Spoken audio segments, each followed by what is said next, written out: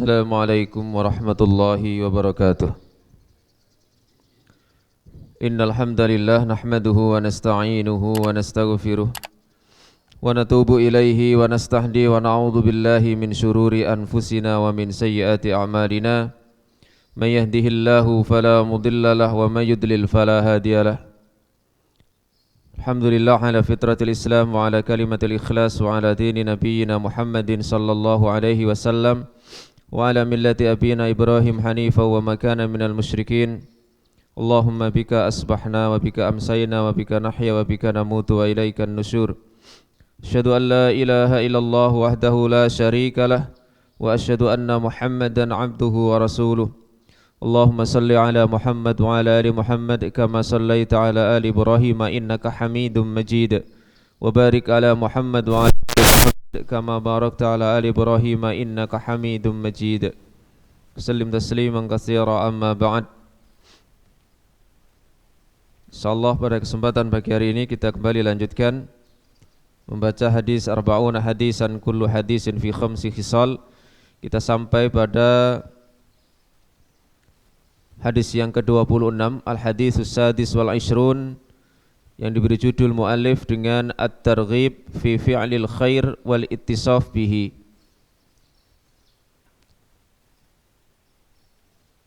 Semangat atau senang melakukan kebaikan dan senantiasa memiliki sifat-sifat tersebut. An Abi Hurairah radhiyallahu an qala, dari sahabat yang mulia Abu Hurairah, mudah-mudahan Allah meridai Abu Hurairah, ia berkata, qala Rasulullah sallallahu alaihi wasallam, Rasulullah sallallahu alaihi wasallam bersabda, ya Abu Hurairah, wahai Abu Hurairah, kun wari'an takun a'badan nas. Wahai Abu Hurairah, jadilah engkau orang yang wara', niscaya engkau akan menjadi orang yang paling berbakti di antara manusia. Wa kun qani'an takun ashkaron nas. Yang kedua, jadilah engkau orang yang memiliki sifat qanaah, niscaya engkau akan menjadi orang yang paling bersyukur di antara manusia. Yang ketiga, wa ahibba linnasi ma tuhibbu li nafsika takun mu'minan. Cintailah untuk manusia yang lain apa yang engkau cintai untuk dirimu sendiri, niscaya engkau akan menjadi seorang mukmin yang sebenarnya. Wa ahsin jiwara man jawaraka takun musliman. Berbuat baiklah terhadap tetangga sekitarmu, niscaya engkau akan menjadi seorang muslim yang sebenarnya. Dan yang kelima, wa aqilladh dhahik fa inna kasratadh dhahik tumitul qalb. Sedikitlah tertawa, karena sesungguhnya banyaknya tertawa mematikan hati. Muallif hafizahullah ta'ala, sebagaimana biasa beliau awal sebelum menjelaskan makna hadis menyebutkan beberapa istilah. Yang pertama, tadi Nabi SAW di antara pesannya kepada Abu Hurairah radhiyallahu an adalah agar menjadi wari'. Al-wari' itu adalah al-ismu al-musyabbaha bismil fa'il, sifat yang diserupakan dengan yang melakukan. Wari' berarti orang yang melakukan sifat kewara'an. Sementara al-wara'u, kata beliau di sini, sebagaimana beliau nukil dari At-Ta'arif, al-wara'u tajannubus syubuhat khawfal wuqu' fi muharram. Yang namanya wara' itu adalah menjauhi yang syubhat, menjauhi sesuatu yang samar, khaufal wuqu'i fi muharram, karena takut terjatuh ke dalam sesuatu yang haram. Waqilah, ada yang mengatakan pula, huwa mulazamatul a'mal al-jamilah. Yang namanya wara' maknanya juga adalah mulazamah, senantiasa melakukan amalan-amalan yang baik. Kemudian beliau juga tadi menyampaikan pesan kepada sahabat Abu Hurairah agar menjadi orang yang qanaah. Al-qanaatu lughatan, qanaah secara bahasa artinya ar-ridha bil qismah, yaitu ridha dengan pembagian. Wa urfan, secara adat kebiasaan, namanya qanaah adalah al-iqtisaru alal kafaf, mencukupkan diri dengan apa yang ada pada tangannya, ada pada genggaman tangannya.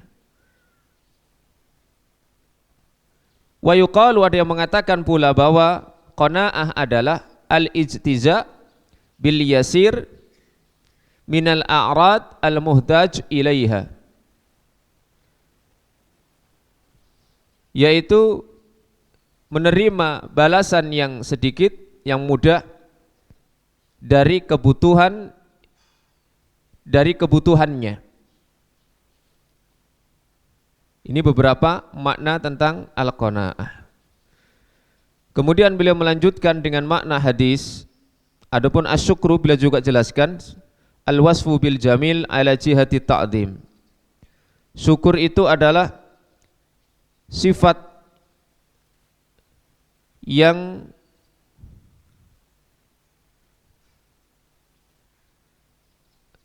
diliputi dengan kebaikan dalam rangka untuk mengagungkan ala nikmah, atas nikmat, minal lisan, baik diungkapkan dengan lisan, wal jinan, hati, wal arkan, maupun anggota badan.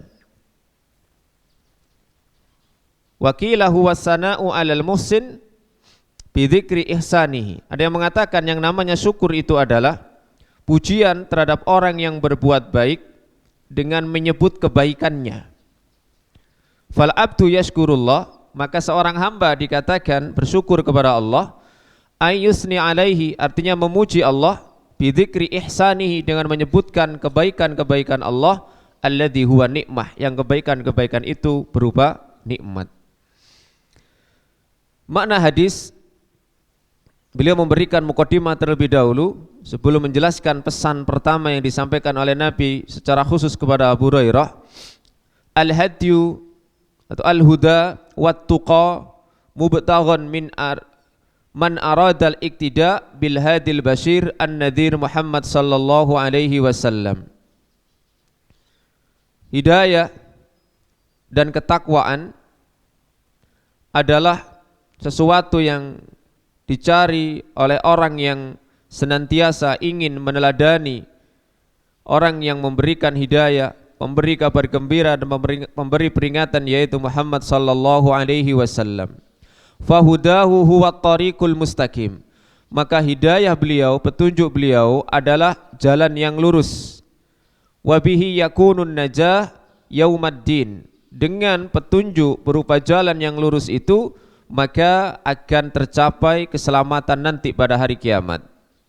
Wa fi hadzal hadisi dzakara sallallahu alaihi wasallam khamsa khisalin. Dalam hadis ini Nabi menyebutkan 5 hal, man ya'malu bihinna, siapa yang mengamalkan 5 hal itu, yanalu sa'adatad dunya, dia akan meraih kebahagiaan dunia, wal akhirah, dan akhirat. Wa fi riwayatin ukhra, dalam riwayat yang lain, lil hadis yaqulu sallallahu alaihi wasallam, Rasulullah sallallahu alaihi wasallam juga bersabda, man ya'khudhu anni haula'il kalimat, siapa yang mengambil dariku 5 kata, fayamalu bihinna, lalu dia mengamalkan 5 itu, au yu'allimu man ya'malu bihinna, atau dia mengajarkan orang yang beramal dengannya. Faqala Abu Hurairah, lalu kemudian Abu Hurairah mengatakan, faqultu ana ya Rasulullah, saya wahai Rasulullah. Fa akhadha biyadi fa'adda khamsan, lalu beliau memegang tanganku dan menyebutkan 5 hal tadi. Fadzakara Nabi sallallahu alaihi wasallam hadhil khisal wa huwal wara. Kemudian beliau satu persatu menyebutkan 5 hal tadi. Yang pertama adalah al-wara. Sebagaimana tadi di awal ketika muallif menjelaskan tentang makna kata dalam hadis bahwa yang namanya al-wara adalah ijtinabus syubhat khaufan minal wuqu'i fil muharram, yaitu menjauhi yang syubhat karena takut terjatuh pada sesuatu yang haram. Kita tahu dalam perkara-perkara kita wa bainahuma, antara yang jelas-jelas halal, yang jelas-jelas haram, itu ada perkara-perkara yang syubhat. La ya'lamuha katsirun minan nas, tidak diketahui oleh kebanyakan manusia. Artinya mayoritas manusia itu tidak mengetahui apakah ini perkara yang halal atau yang haram, masih samar baginya. Kesimpulannya, ada sebagian orang yang tahu betul bahwa ini halal, ini haram. Tetapi bagi yang awam masih belum jelas, masih sesuatu yang samar. Bagi para ulama jelas, oh ini halal, ini haram. Cuma bagi orang yang awam ada perkara-perkara yang syubhat. Hal tadi ditunjukkan oleh hadis Nabi tadi, la ya'lamuha katsirun minan nas. Kebanyakan orang tidak tahu, berarti sebagian orang tahu. Bisa jadi orang menganggap ini syubhat, nggak jelas hal haram, tapi bagi ulama itu jelas halal haram dengan pengetahuan dari dalil-dalil yang ada pada mereka. Maka Nabi SAW memberikan petunjuk, jika seseorang ragu-ragu menghadapi perkara yang syubhat, maka dia harus menjauhi perkara yang syubhat itu, karena khawatir kalau dia melakukan yang syubhat akan terjerumus ke dalam sesuatu yang haram, sebagaimana ya seorang penggembala yang menggembalakan kambingnya di sekitar daerah larangan raja. Kalau dia tidak hati-hati betul, bisa jadi kambing yang dia gembalakan itu akan makan makanan yang masuk daerah larangan tersebut. Orang yang menghindari sesuatu yang syubhat, maka dia disebut dengan wari'. Sifatnya namanya wara'. Meninggalkan sesuatu yang syubhat karena khawatir terhadap atau terjatuh dalam sesuatu yang haram. Dan ini dicontohkan langsung oleh Nabi SAW. Ketika kedua cucu beliau ada di rumah dan sedang memegang sebutir kurma. Sebutir kurma.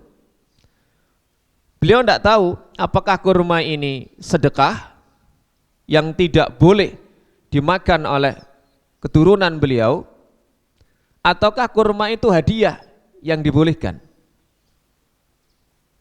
Akhirnya Nabi SAW pun melempar, artinya mengambil kurma yang sudah hampir saja dimakan oleh entah Hasan atau Husain waktu itu.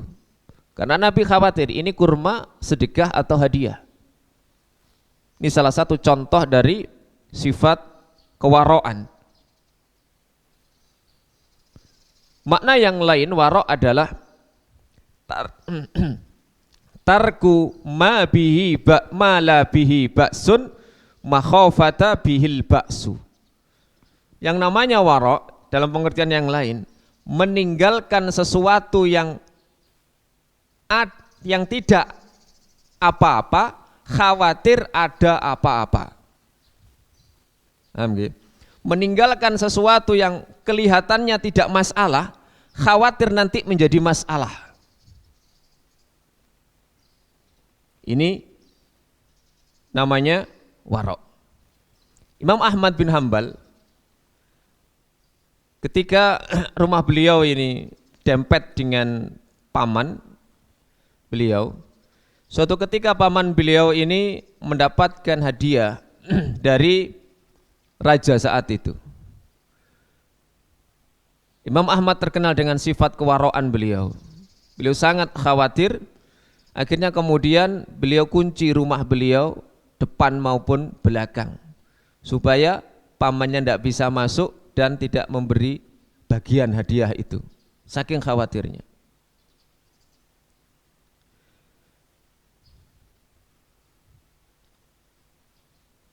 Maka orang yang memiliki sifat wara', kata Nabi SAW, akan menjadi orang yang a'badun nas, orang yang paling berbakti, orang yang paling unggul dalam ibadah kepada Allah Subhanahu wa ta'ala.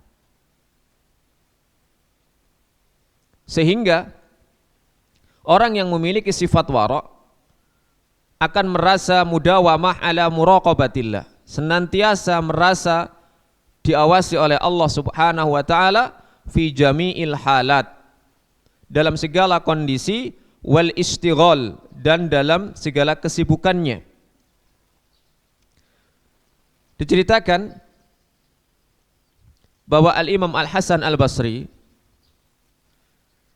menyampaikan pernah Ibnul Mubarak, Abdullah bin Mubarak, tokoh ulama tabi'in, ini dari Khurasan. Khurasan itu meliputi Iran sekarang ya, termasuk Tajikistan itu. Itu berjalan menuju Syam, menempuh perjalanan yang jauh.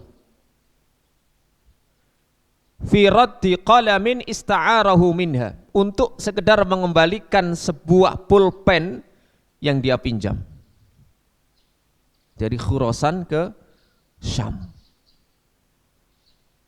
Beliau menempuh perjalanan sejauh itu hanya untuk mengembalikan sebuah pena pulpen yang dia pinjam dari salah satu penduduk Syam. Kalau kita membaca biografi para ulama salaf dahulu, bagaimana mereka benar-benar sifat kewaraan mereka sangat luar biasa.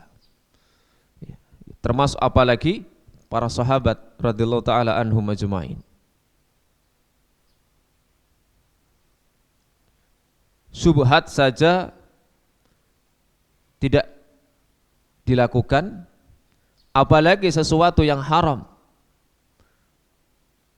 Karena kata Ibnu Qayyim Al-Jauziyah, setan itu akan menembus pertahanan seorang hamba itu dengan cara yang berlapis-lapis.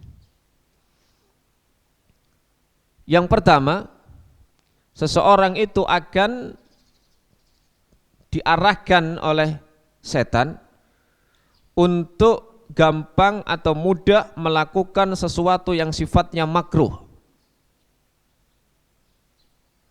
dengan mungkin membisikkan dalam hatinya, toh itu sekedar makruh, dengan makna siapa yang meninggalkan memang dapat pahala, yang melakukan pun tidak dosa. Dari sisi situ, kalau sudah tertembus dari sisi makruhnya, maka kemudian masuk lagi pada perkara-perkara yang sunnah. Sudah tidak apa-apa, wong sekedar sunnah, walaupun dilakukan dapat pahala. Toh kalau nggak dilakukan juga tidak berdosa. Lalu sampai pada perkara yang syubhat. Nah, kalau intinya nanti masuk ke dalam, itu perkara yang wajib sudah. Dia akan tinggalkan yang wajib. Salah satu tadi bentengnya adalah syubhat. Dengan membisikkan dalam hatinya, toh ini kita juga tidak tahu, 50-50 tidak apa-apalah. Padahal itu nanti bisa jadi benteng yang berikutnya, yaitu sesuatu yang haram akan dilakukan. Karena sangat tipis antara syubhat dengan yang haram. Makanya Nabi mengatakan, ya, faman taqa asyubhat, siapa yang menjaga diri dari syubhat, maka berarti dia telah menjaga agamanya. Maka sebenarnya dalam Islam sendiri, ya, Misalnya dalam fikih itu misalnya seseorang menemukan barang, kecuali barang yang tidak memiliki nilai, ya, itu memang aturannya berbeda dengan barang yang memiliki nilai. Temuan luqotoh, jadi ada luqotoh, ada rikaz. Kalau luqotoh itu milik kaum muslimin, kalau rikaz itu milik orang kafir. Peninggalan zaman dahulu yang ada tanda-tanda di situ milik orang kafir. Kalau luqotoh yang sifatnya remeh, ini memang kata para ulama tidak apa-apa, tidak diumumkan. Jika memang itu ditemukan di tempat yang bukan tempat berhentinya manusia. Misalnya di tengah hutan, kok nemu apa? Sesuatu yang remeh, atau di jalan. Tapi kalau menemukan pulpen misalnya. Tapi kalau di kelas menemukan pulpen di ruangan, itu jelas ada yang mempunyai yang ada di situ. Maka itu diumumkan. Maka yang sifatnya kecil itu kata para ulama tidak perlu diumumkan, kecuali yang sifat yang memiliki harga yang berharga. Itu pun diumumkan kaidahnya. Itu pun diumumkan.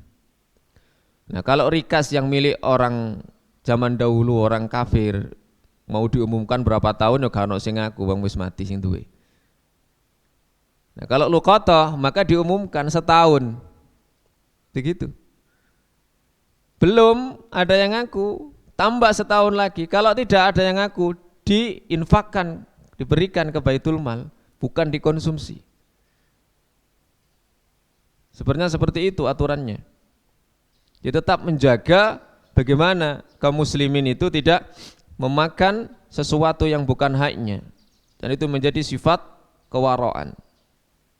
Maka orang yang memiliki sifat wara' ini akan menjadi orang yang paling menghambakan diri kepada Allah Subhanahu wa taala di antara manusia.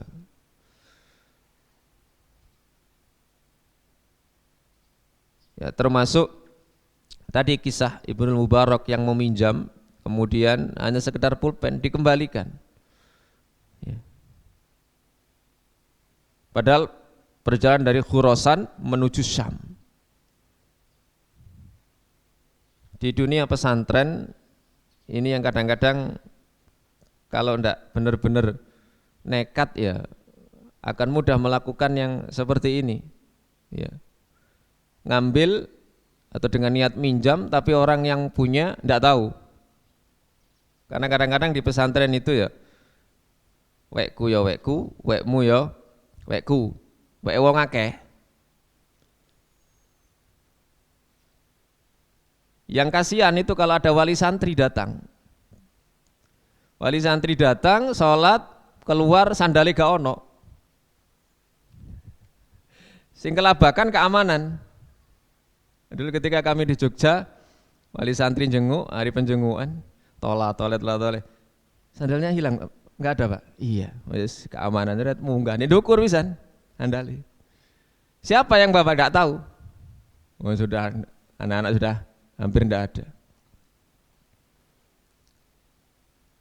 Baju mau diambil, mari diumbah, dicuci ya, setelah zuhur sudah dipakai sama temannya. Loh, baju siapa?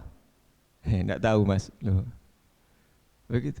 Makanya dulu ada pesan dari seorang kiai yang mondokkan anaknya itu. Le, awakmu nek ndek pondok golek nek iso kamar sing cedhek karo masjid utawa cedhek karo kelasmu. Tujuannya apa? Engko nek gak ono sandal wis karek mencolot tok. Gak usah ado-ado. Biasa arek iku napa namine? Nek terlalu jauh gak sandalan gak enak.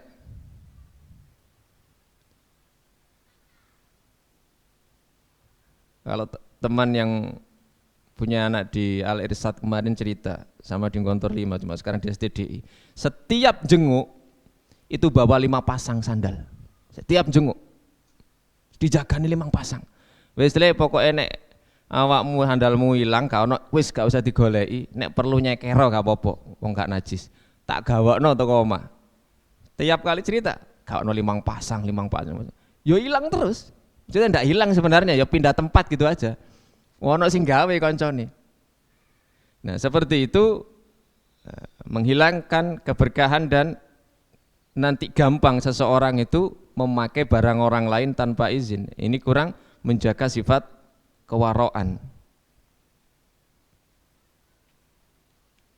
Yang kedua adalah qanaah.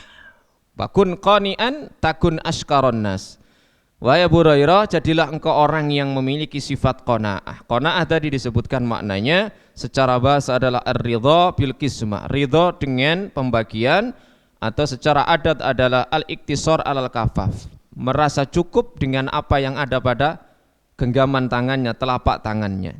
Fa innal abda idza radiya bima razaqahu Allahu kana mutmainnal qalbi hadi'an nafsi. Sebab kalau seorang hamba itu ridha terhadap pemberian Allah, pembagian Allah, rizki Allah, maka dia menjadi orang yang mutmainnul qalbi, hatinya tenang, hadiun nafsi. Hadi itu artinya tentram, ya, tenang, tidak bergejolak. Fayashkuru rabbahu ala nikmatin, maka dia akan bersyukur kepada Allah ala ni'amihi, atas nikmat-nikmatnya. Syukra qani'in ghaira tami'in, dengan rasa syukur orang yang cukup, bukan dengan rasa syukur orang yang tamak. Kadang rasa syukur itu ada yang ini bisa ditambahi mana. Sementara di sini disebutkan syukur orang yang cukup, alhamdulillah pun cekap Gusti. Menten mawon. Kalau sudah seperti itu, maka Allah fayaziduhu rabbuhu, justru akan menambah.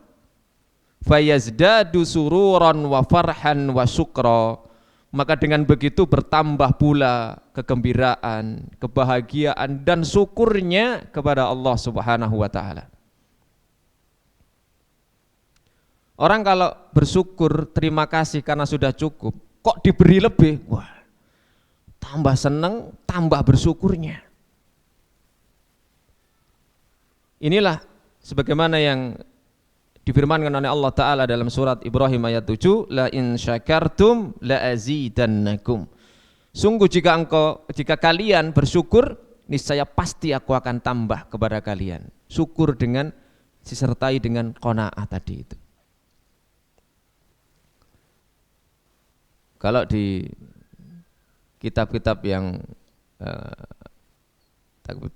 orang kuno dulu, qanaah itu salah satunya begini, dibuatkan dalam sebuah syair. Berat ini. Wa qana bitarkil mustaha wal fakhiri. Qanaahlah dengan meninggalkan al mustaha, sesuatu yang diinginkan, disenangi, wal fakhiri, dan yang bermegah-megahan. Berupa apa? Min mat'amin, berupa makanan, wa malabisin, pakaian, wa manazila, dan tempat tinggal.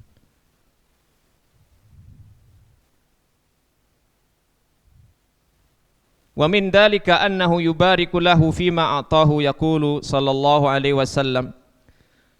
Dari situlah kemudian Allah memberkahi apa yang Allah berikan kepadanya.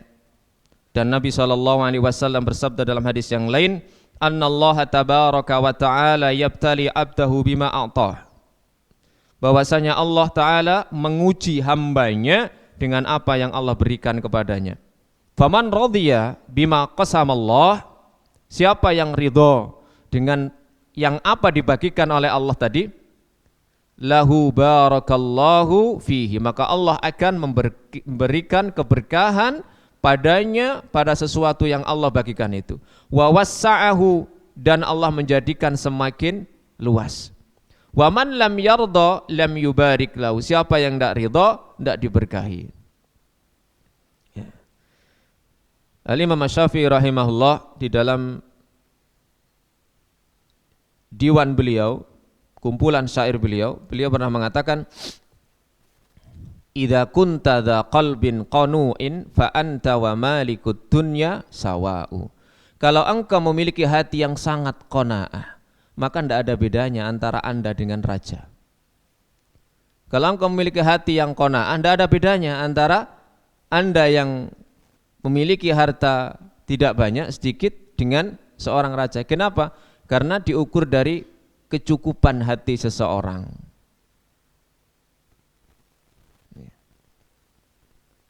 Ya, kalau hawa nafsu manusia, ya, yang namanya cukup, ya banyak, ya, hawa nafsu.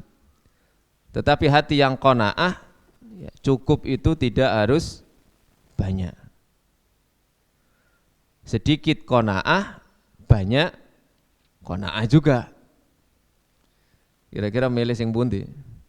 Milih sing akeh. Milih sing akeh qanaah. Karena bisa jadi orang itu mudah qanaah kalau banyak. Kalau sedikit, nah, belum bisa qanaah. Kenapa? Karena masih ada kebutuhan yang belum terpenuhi, sehingga dia belum merasa cukup.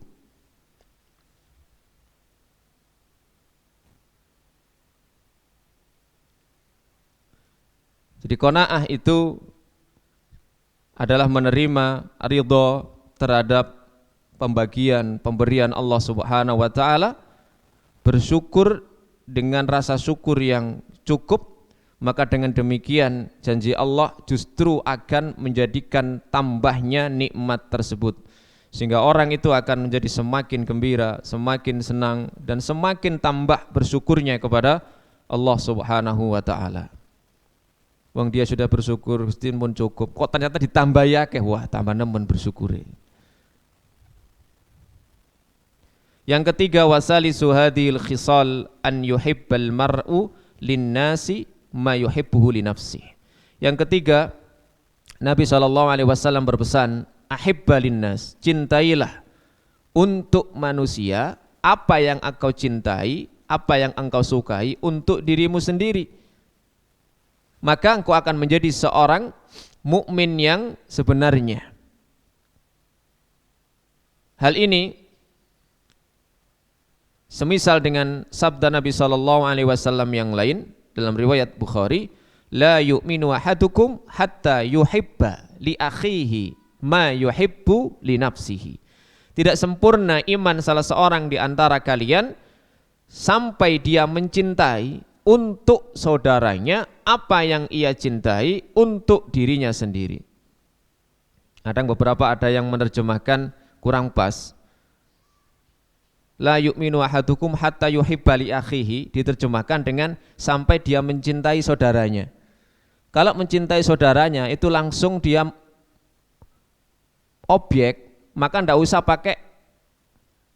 pakai kata hubung huruf jar. Misalnya yuhibbu akhahu, nanti jadinya begitu. Karena ahabba itu ndak membutuhkan harfu jar untuk penyambung.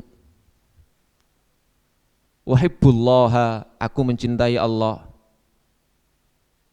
Uhibbu akhi, aku mencintai saudaraku. Tapi kalau uhibbu li akhi, aku mencintai untuk saudaraku, artinya apa? Kita mencintai apa yang baik bagi saudara kita, sebagaimana kita pun mencintai kebaikan itu untuk diri kita. Kalau kita ingin menjadi orang yang selamat di akhirat, maka kita pun ingin keselamatan di akhirat itu untuk saudara kita yang lain. Kita senang saudara kita meraih keselamatan di akhirat pula, sebagaimana kita juga menginginkan keselamatan bagi kita di akhirat. Apa yang kita cintai, maka kita pun mencintai hal tersebut bagi saudara kita yang lain. Mafhum mukhalafahnya, makna terbaliknya, kalau kita tidak menyukai sesuatu untuk diri kita, maka kita pun tidak menyukai itu menimpa saudara kita.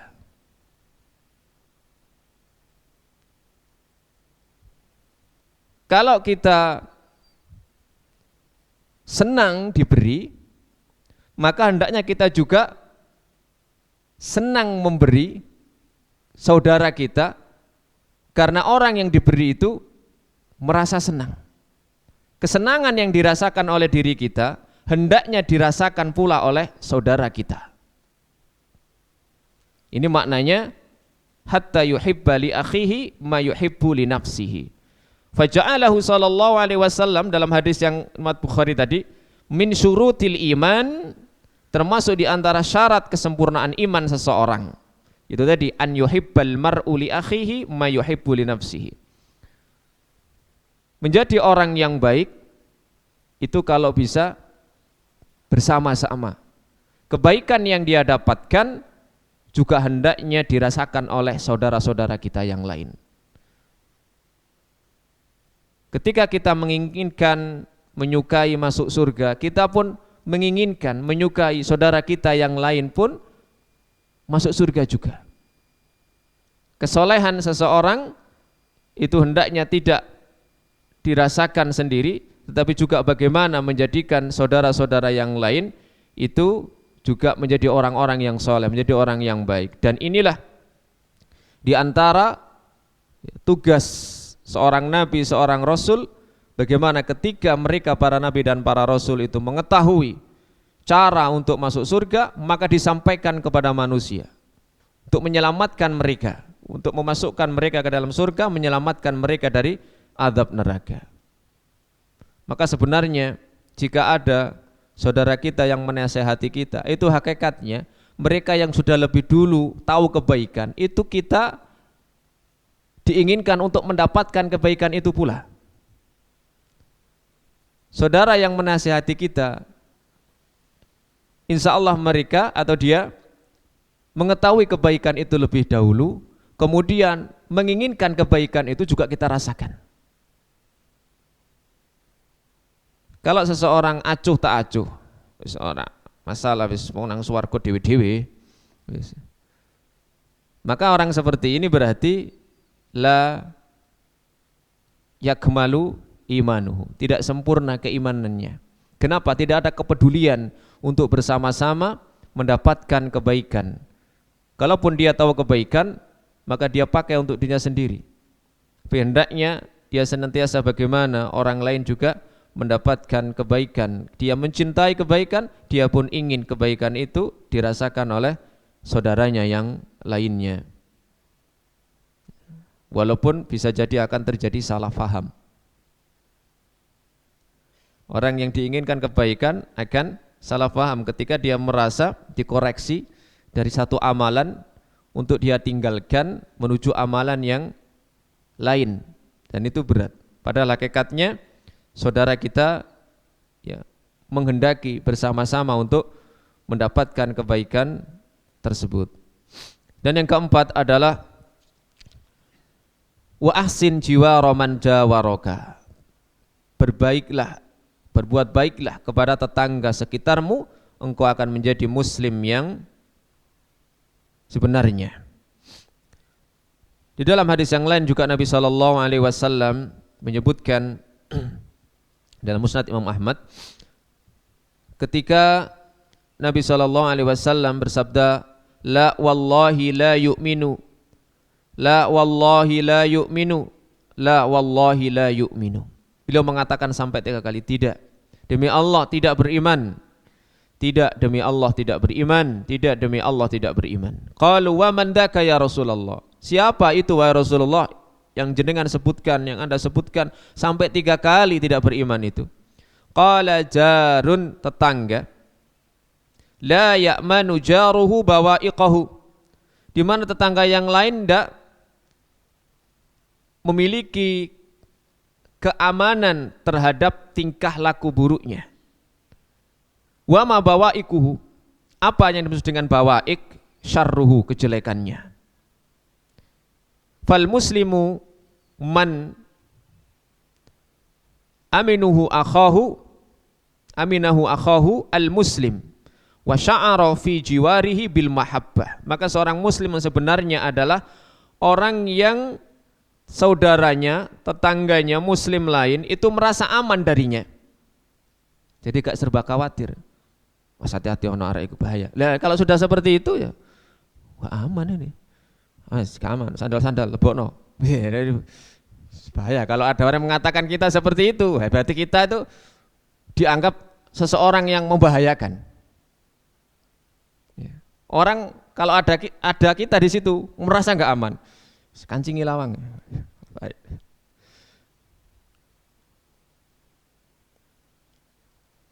Wa sya'ara fi jiwarihi bil mahabbah. Dan dalam hal bertetangga, tetangga itu merasa senang, sakinah, kemudian tumakninah, wasta'manahu ala mali wa irdi, merasa aman atas harta dan kehormatannya. Maka tetangga itu sebenarnya mahal betul daripada rumah itu sendiri.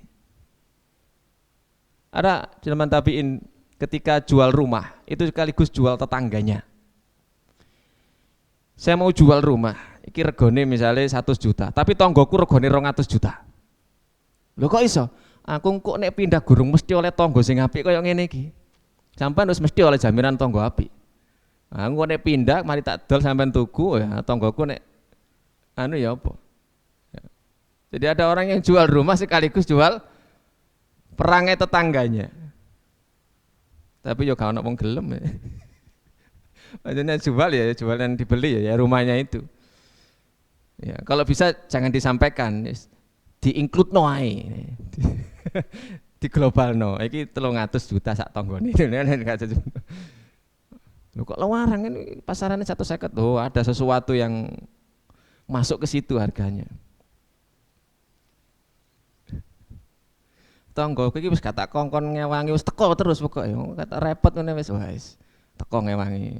Ada yang perlu dibantu? Nah, lalu begitu. Pokoknya aman lah kalau di sini. Ya.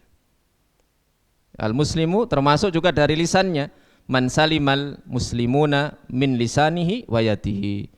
Orang muslim yang sebenarnya adalah orang muslim yang lain ya, selamat dari gangguan lisan, ucapan dan tangannya, maksudnya perbuatan, simbol dari perbuatan disimbolkan dengan tangan.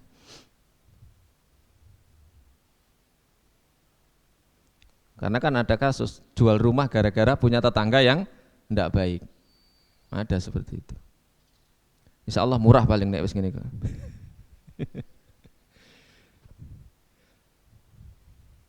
Wa khamisu hadhil khisal an yuqallila minadh dhahik. Kemudian pesan Nabi yang kelima, wa aqillat dhahik.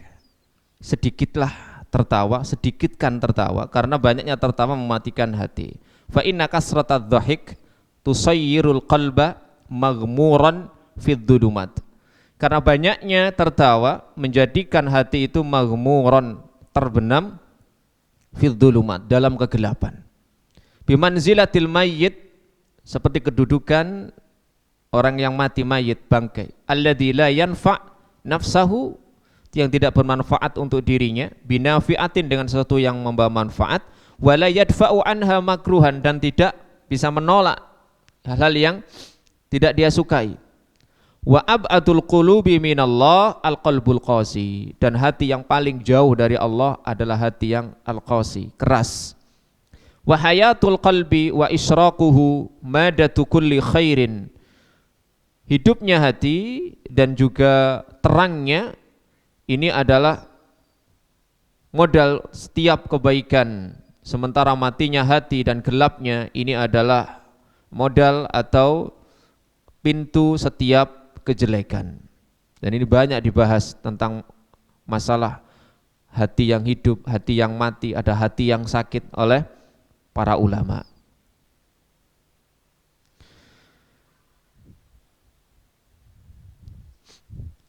Dan Rasulullah SAW dengan para sahabat adalah contoh yang baik. Faqad kanu la yuksiruna minadh-dhahik. Mereka tidak banyak tertawa.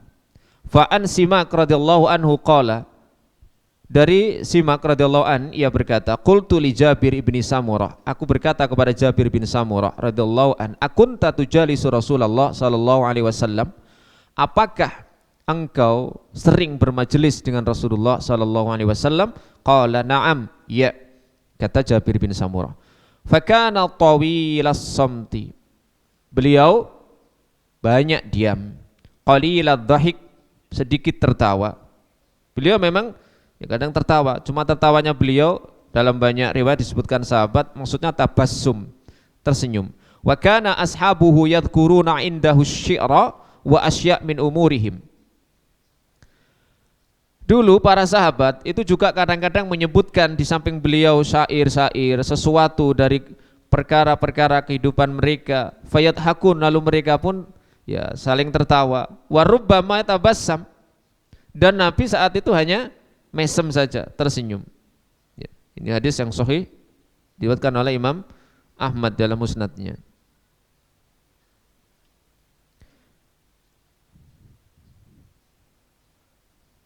Kemudian yang terakhir dari hadis ini ada 3 pelajaran yang beliau sebutkan.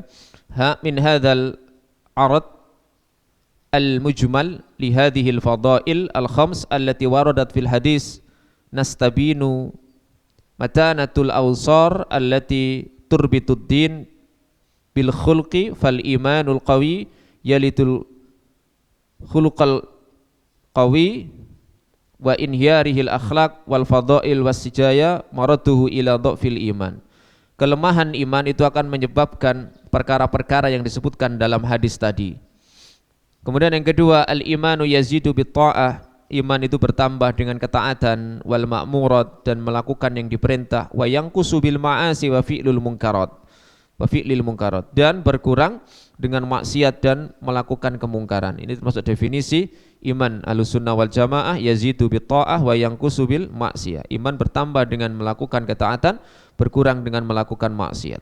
Yang ketiga, fadilatul wara wal qanaah, fadilah satu wara, kemudian qanaah, wa hubbu isalil khair, dan mencintai bersambungnya kebaikan kepada yang lain. Kemudian yang berikutnya adalah keutamaan berbuat baik dengan tetangga, dan yang kelima sedikit tertawa. Ini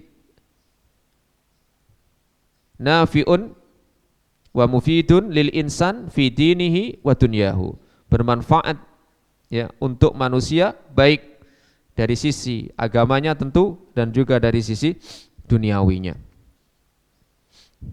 Mudah-mudahan yang kita baca tadi menjadi perhatian bagi kita dan kita bisa mewujudkan dalam kehidupan kita sehari-hari, sehingga kita menjadi orang-orang yang paling beribadah kepada Allah, paling baik ibadahnya, kemudian paling bersyukur, serta menjadi mukmin dan muslim yang memiliki hati yang hidup.